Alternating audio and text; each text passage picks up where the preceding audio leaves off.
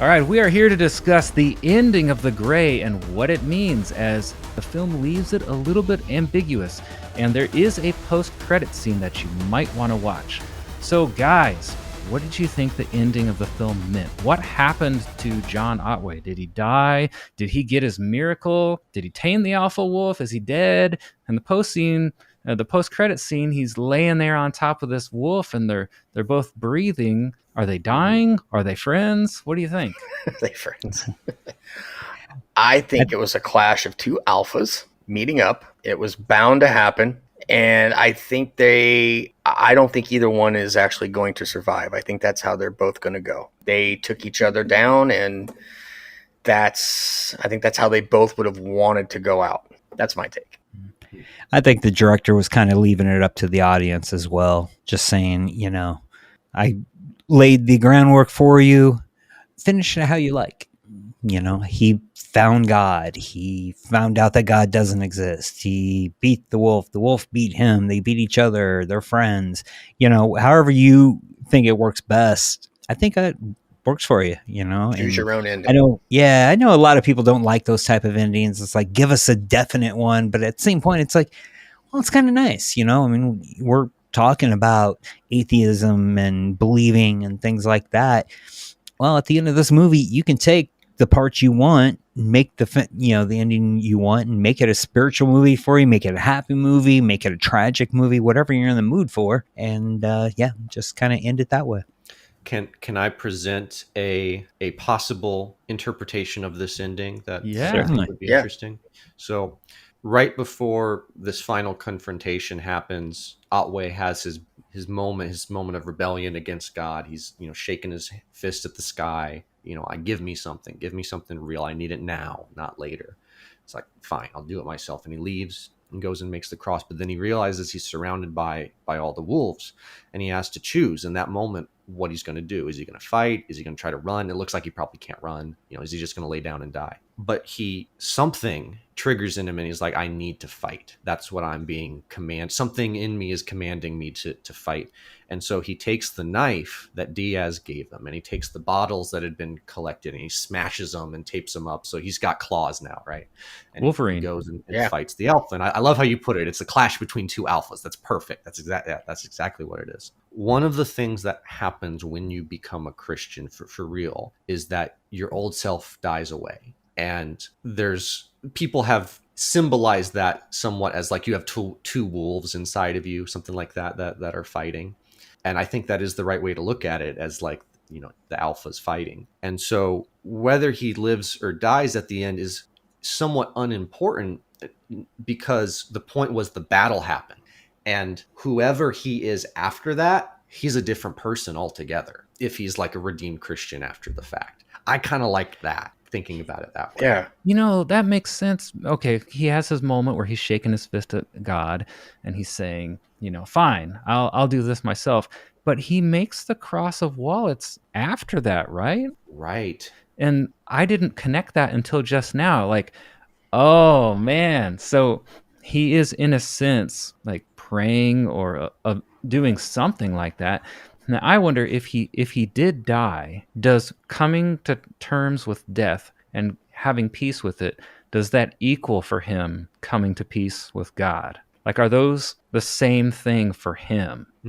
That's a good question. Because he's angry definitely about his wife's death. And so he feels like God is sort of this deliverer of death. And for him, death is like this terrible punishment that's being inflicted upon him and all of his comrades. So yeah, if he's at peace with death, does that mean that he's at peace with God as well? I don't know. Even though he's been talking about death like a warm blanket too. Like, it's warm and your loved ones come to take you there. So it's like he views death as warm and fuzzy except for him. Well, he was sitting there on that bank staring at the sky and yelling, show me something. I need to see it. And right before he makes this cross of wallets, he's looking at everybody's pictures. And he's looking at these people, his comrades that he just lost, but they're with their loved ones. I think that gave him peace. I think he saw that, and maybe that was God showing him something. Maybe that was the answer that he was looking for. Show me something. Okay, I'm going to show you this. You're going to open these wallets. You see these pictures.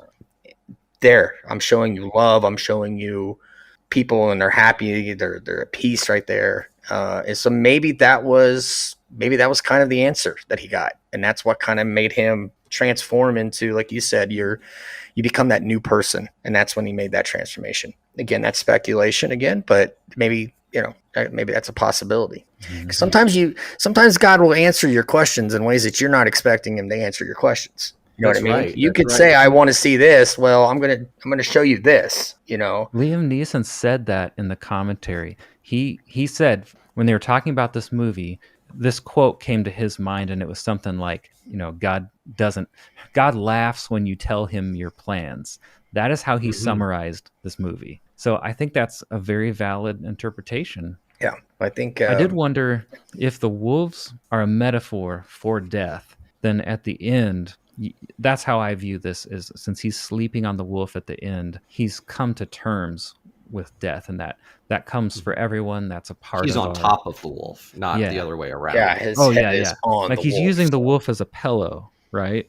Yeah. If you were going to take it like he lost his faith and that wasn't a part of it, then you could look at it like these two equal alpha males came head to head, and when they hit each other, they both took each other out, But but I think there's something to that. He sets up that cross memorial right before this.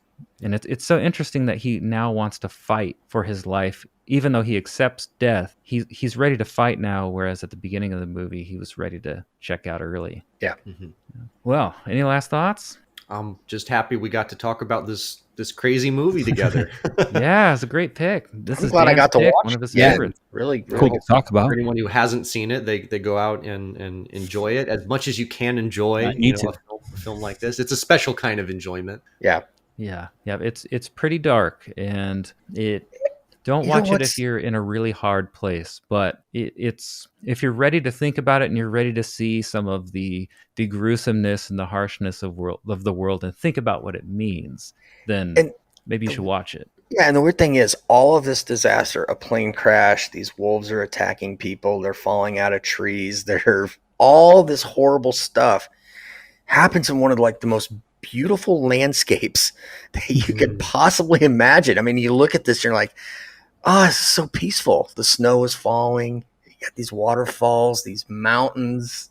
How could anything go wrong? Alaska.